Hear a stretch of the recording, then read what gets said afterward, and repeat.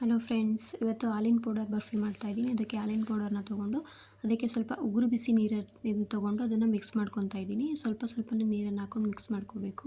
ಅದನ್ನು ಗಂಟಿಲ್ದೇ ಇರೋ ಥರ ಚೆನ್ನಾಗಿ ಮಿಕ್ಸ್ ಮಾಡಬೇಕು. ನೀರು ಒಂದೇ ಸಲ ಹಾಕ್ಕೋಬೇಡಿ.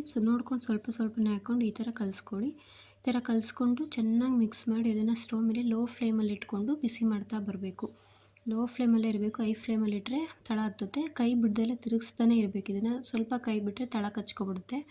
ಅದೇ ಥರ ಸ್ವಲ್ಪ ಈ ಥರ ಗಟ್ಟಿ ಆದಮೇಲೆ ಅದಕ್ಕೆ ಒಂದು ಅರ್ಧ ನಿಂಬೆ ಹುಳನ ಬಿಟ್ಕೊತಾ ಇದ್ದೀನಿ. ನಿಂಬೆ ಹುಳು ರಸನ ಬಿಡ್ತಾಯಿದ್ದೀನಿ.